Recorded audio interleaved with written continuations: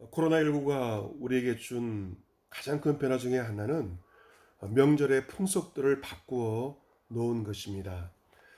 지난해 추석, 올해 설은 사상 초유의 비대면 명절이었습니다. 고향에 이런저런 현수막이 걸렸습니다. 불효자는 옵니다. 올해 말고 오래 보자.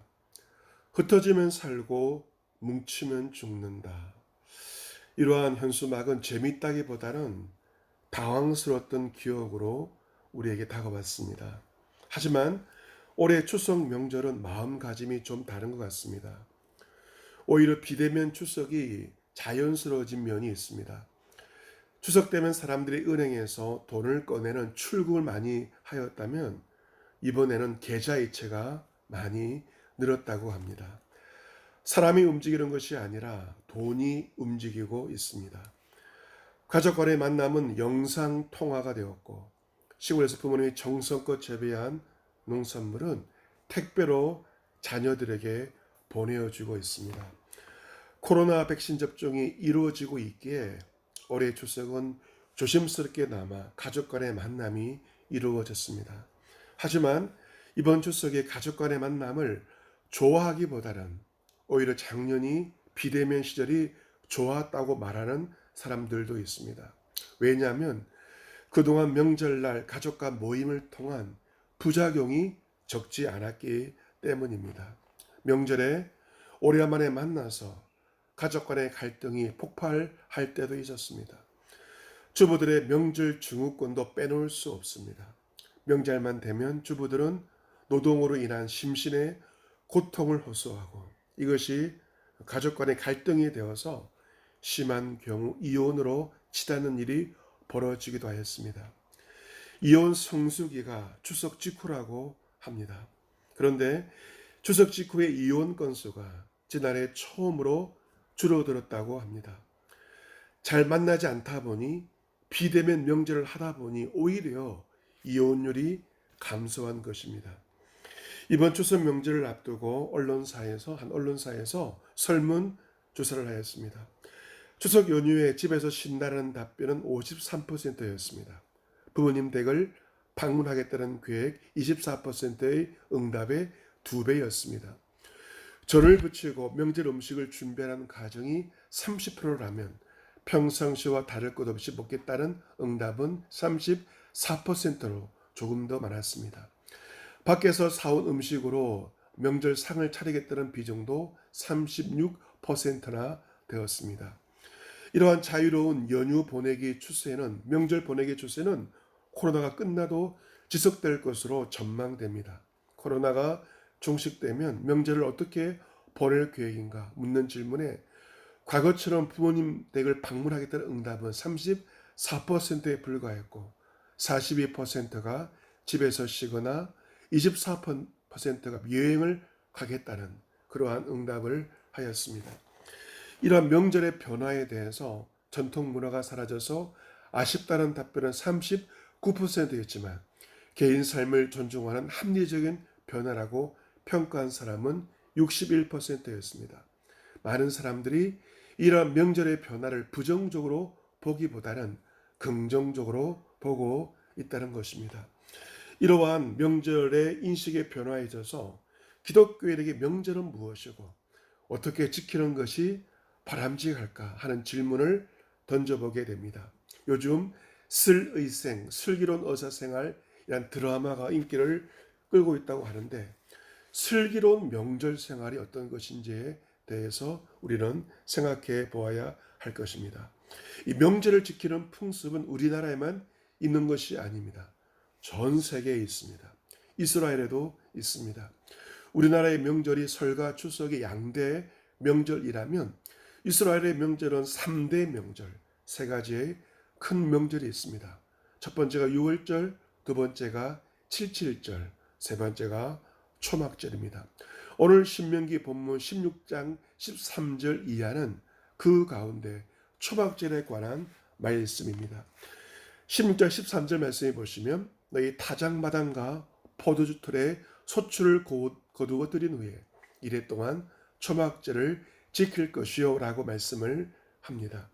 이 초막절은 오곡백과를 거두고 나서 타작마당에서 타작을 다한 다음에 포도주 틀의 소출을 거두어 들인 다음에 지키는 절기이기에 그 의미상으로나 시기적으로 우리의 추석과 비슷합니다. 우리도 이번에 며칠간의 추석 연휴, 황금 연휴를 보낸 것처럼 이스라엘 백성들은 소출을 거두어 들인 다음에 무려 7일 동안 초막절을 지키면서 연휴를 보내었습니다. 지금도 유대인들은 이 초막절을 지키고 있습니다. 초막절에 집 마당에 초막을 짓습니다. 그리고 7일 동안 자신의 집이 아닌 집 마당에 있는 초막에서 하나님의 말씀을 읽고 음식을 먹으면서 7일 동안 초막절 절기를 지킵니다. 그들의 선조 이스라엘 백성들은 애굽을 나왔을 때 광야에서 가나안 땅으로 가기 전까지 무려 40년 동안 초막 생활을 한 것입니다. 유대인들은 초막을 짓고 그 안에서 지내게 됩니다. 여러분, 초막을 짓고 그 안에서 지내는 것은 매우 불편한 삶입니다. 그런데 그들은 이 초막절에 그 모든 오곡백과를 거두어 들인 다음에 초막에 지내면서 그 초막 안에서 이스라엘 백성들 선조들의 그 광야 생활, 인생의 고통을 기억합니다. 이 유대인들은 그 절기마다 읽는 말씀이 각기 다릅니다. 근데 초막절에 어떤 말씀을 읽을까요? 바로 전도서 말씀을 읽습니다. 이 전도서에서 가장 유명한 구절이 어떤 구절입니까? 헛되고 헛되며 헛되고 헛되니 모든 것이 헛되도다. 전도서 1장 2절 그 구절처럼 전도서는 인생의 헛됨을 말하고 있습니다. 여러분, 곡식을 다 거둔 인생의 올 한 해 가운데 가장 풍요로운 순간에 유대인들은 인생의 부질없음을 토로하는 전도서 말씀을 읽는 것입니다. 편안함 가운데 불편함을 기억하고 풍요로움 가운데 인생의 덧없음을 생각하는 유대인의 지혜이며 하나님의 지혜입니다. 오늘 초막절 이 본문의 말씀 우리가 어떻게 추석 명절을 슬기롭게 보낼 수 있을 것인가에 관한 하나님의 지혜를 우리에게 주고 있습니다. 14절 말씀 보시면 절기를 지킬 때에는 너와 내 자녀와 노비와 내 성중에 거주하는 레위인과 객과 고아와 과부가 함께 즐거워하되 추수를 다 하고 나서 지키는 초막절 절기를 지킬 때 가장 중요한 것은 무엇인가? 바로 함께 즐거워하는 것입니다. 오늘 설교 제목도 함께 즐거워하는 명절입니다. 추수의 명절에 모든 사람들이 함께 즐거워하라는 것입니다. 먼저는 너와 내 자녀, 가정의 구성원들이 함께 즐거워하라는 것입니다. 식구들, 할아버지, 할머니, 아빠, 엄마, 그리고 자녀들, 모든 식구들이 이 명절에 함께 모여서 함께 즐거운 추석 명절을 보내라는 것입니다. 그런데 식구들만이 아니라 노비들 가도, 지금의 노비가 없지만 그 당시에 노비가 있었습니다.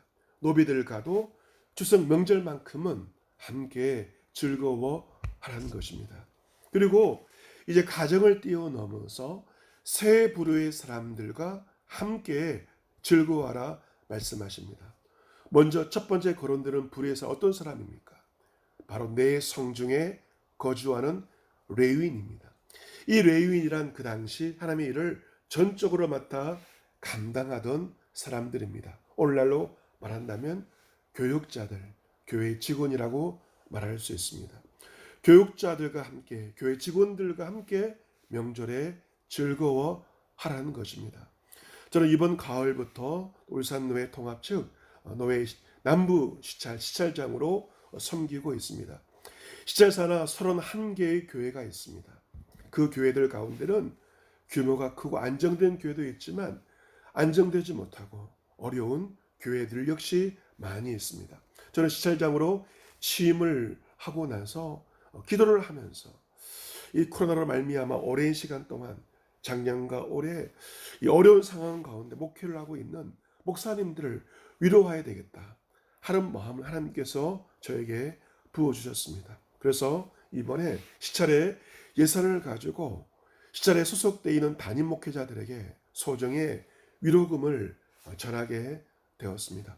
추석을 앞두고 또한 또 작년과 올해 코로나의 어려운 상황 가운데 힘들게 목회한 목회자들에게 위로금을 전하게 되었습니다.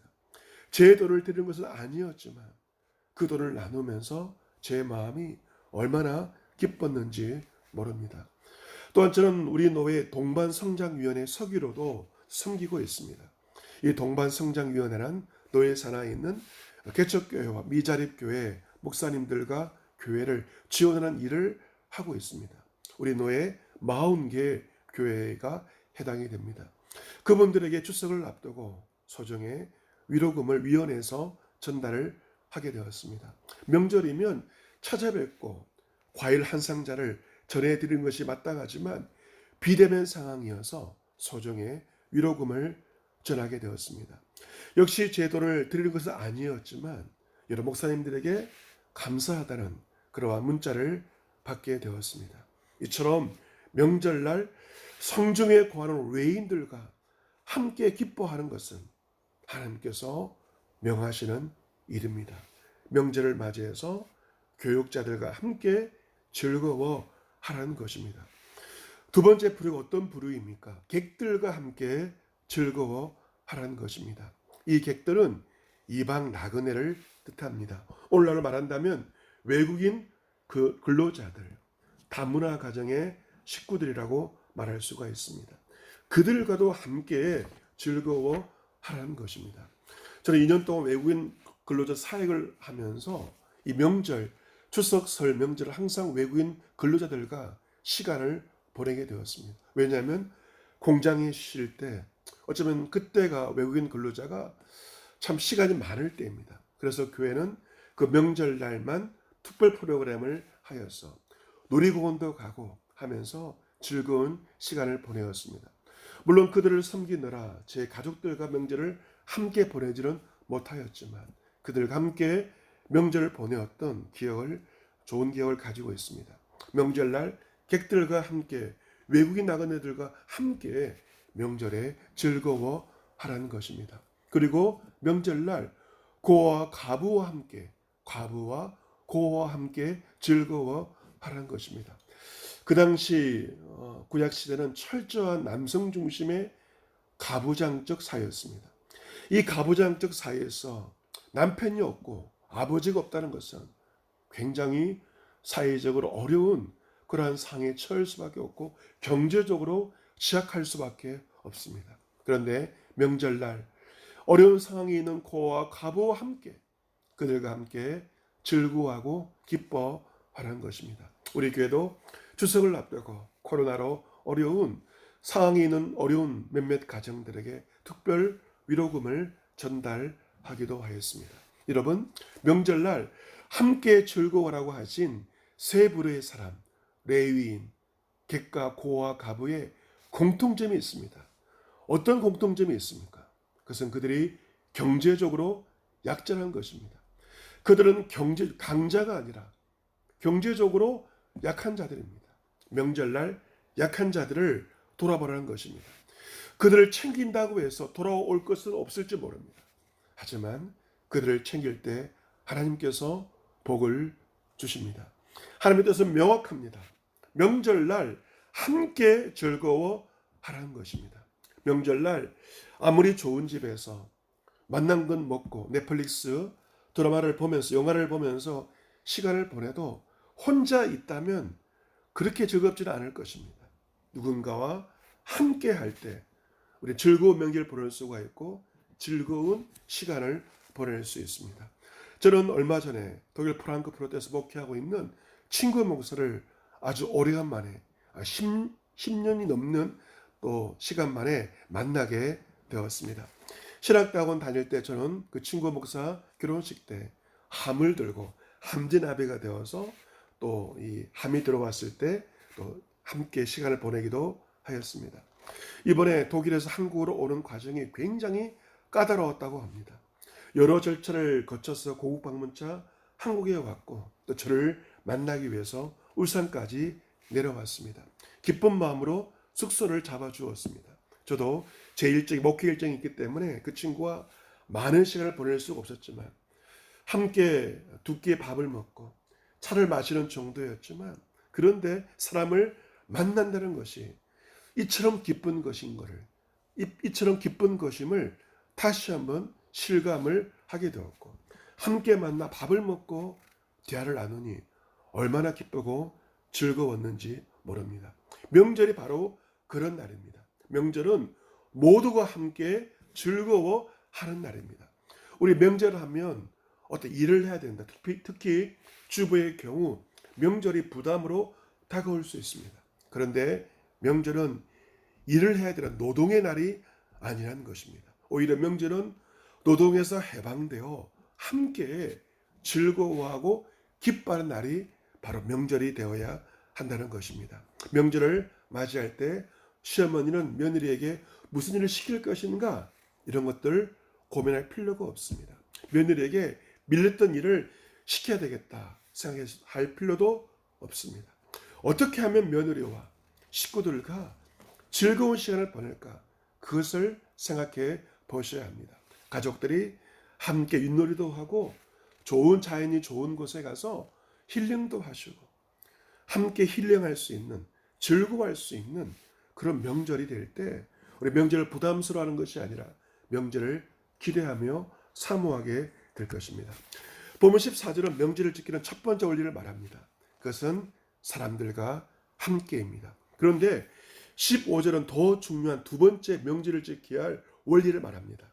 그것은 하나님 앞에서입니다. 첫 번째 원리가 사람들과 함께라면 두 번째 원리는 하나님 앞에서입니다. 본문 15절을 같이 한번 읽어볼까요? 내 하나님 여호와께서 택하신 곳에서 너는 이래 동안 내 하나님 여호와 앞에서 절기를 지키고 내 하나님 여호와께서 내 모든 소출과 내 손으로 행한 모든 일에 복 주실 것이니 너는 온전히 즐거워할지니라. 너는 온전히 즐거워할지. 명절은 온전히 더할 나위 없이 기뻐하고 즐거워하는 시간입니다. 이 명절을 자신의 편리함을 위해서 보내지 말라는 것입니다.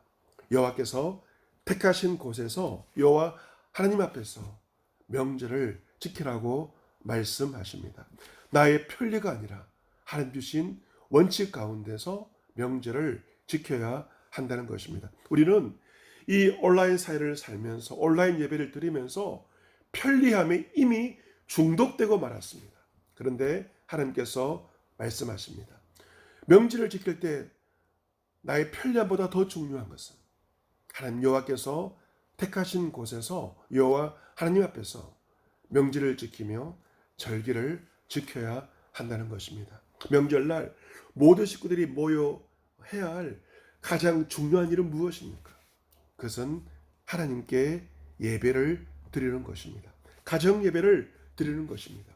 요즘은 같이 살고 있는 식구들도 함께 모이기 어렵습니다. 모두가 바쁜 시대를 우리가 살고 있습니다. 그런데 명절만큼은 온 가족이, 친척들도 모이게 되고 만나게 됩니다. 가족들이 모였을 때, 친척들이 모였을 때 함께 모여서 맨 먼저 하나님께 예배를 드리십시오. 이 하나님 앞에서 절기를 지키는 것이 가장 중요합니다. 그런데 그 가정 예배, 명절의 가정 예배를 드리면서 하나님께서 요구하시는 것이 있습니다. 그것은 무엇입니까? 너는 온전히 즐거워할지니라. 추석날 가정 예배를 드리면서 식구들 표정에 즐거움이 없다면, 표정이 굳어 있다면 그 가정 예배는 50점에 불과합니다. 하지만 추석날 온 식구들이 모여 예배를 드리면서 온 가족들이 기뻐하며 웃음꽃이 핀다면 그 가정 예배는 100점짜리 예배를 드린 것입니다.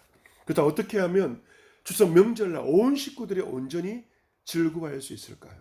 그것은 오늘 본문에 나와 있는 것처럼 하나님 여호와께서 너의 모든 소출과 내 손으로 행한 일에 복을 주신 것으로 인하여 온전히 즐거워하라. 이 말씀에 비결이 있습니다. 포인트가 무엇입니까? 하나님께서 너의 모든 소출과 내 손으로 행한 일에 복을 주신 것으로 인하여 온전히 즐거워하라는 것입니다. 나의 소출입니다. 나의 손으로 행한 그 일로 말미암아 온전히 즐거워하라는 것입니다. 만약 우리가 나의 소출을 다른 사람과 비교한다면 기뻐하고 감사하기보다는 오히려 불평하며 원망을 하게 될 것입니다. 내 손으로 행한 그 소출이 얼마이든지 다른 사람과 비교하지 말고 나의 소출과 그리고 내 손 행한 그 모든 일에 복을 주신 것들을 세어보고 그것으로 인하여 온전히 즐거워하라 말씀하십니다. 여러분, 우리가 추석을 보내면서 명절을 보내면서 한 해를 결산을 하고 있습니다. 한 해를 결산하면서 하나님께 주신 모든 복과 은혜들을 우리는 세어볼 때 감사하게 될 것입니다. 세어보지 않는다면 감사하기 어렵습니다. 하나님께서 나에게 주신 모든 복을 주신 것들, 그 모든 것들을 우리는 적어보고 우리는 세어볼 때 눈물로 감사하게 될 것입니다. 코로나의 어려운 상황 가운데서 작년과 올해 무탈하게 지내온 것 정말 감사해야 할 제목입니다. 위태한 상황들을 만나게 되었지만 위태한 상황을 면케해 주신 것 역시 감사할 제목입니다. 신령한 말씀을 주셔서 주의 말씀으로 인도하신 것 얼마나 감사한 제목입니까? 이 땅에 필요한 먹을 것도 주시고 입을 것도 주시고 잘 것을 주신 하나님의 은혜에 얼마나 감사한지 모릅니다.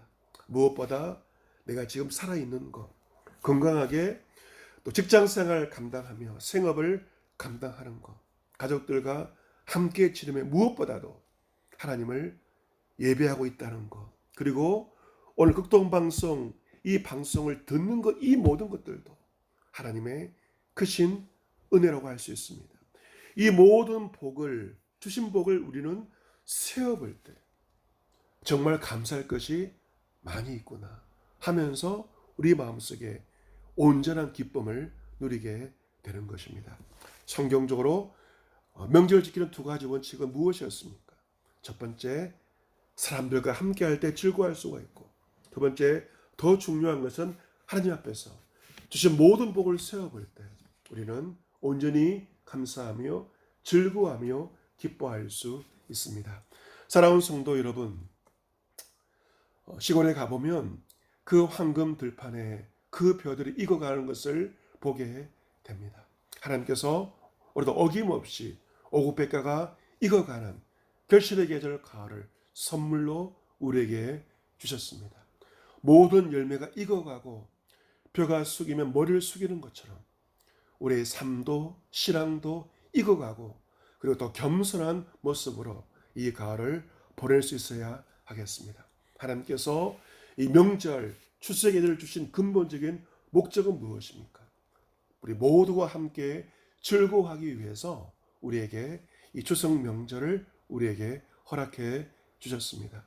이러한 명절이 여러분에게 짐이 되는 것이 아니라 기대가 되기를 바랍니다. 지금까지의 명절이 부담스러웠던 명절이었다면 이번 명절부터는 여러분의 명절이 즐거운 만남의 장이 되시기를 바랍니다. 사람과의 만남의 기쁨이 있고 하나님 앞에서 하나님과의 만남의 기쁨이 있는 좋고 그리고 선한 명절이 되시기를 바랍니다. 하나님께서 허락하시는 이 모든 명절과 절기를 사람들과 함께 하나님 앞에서 슬기롭게 잘 보냄으로 말미암아 기쁨을 누리고 남은 하반기를 믿음으로 잘 달려가서 하늘을 마무리하였을 때 하나님께 감사와 영광을 돌릴 수 있는 저와 여러분 모두가 될 수 있기를 생명과 복의 근원 되신 주 예수 그리스도의 이름으로 축복합니다. 아멘.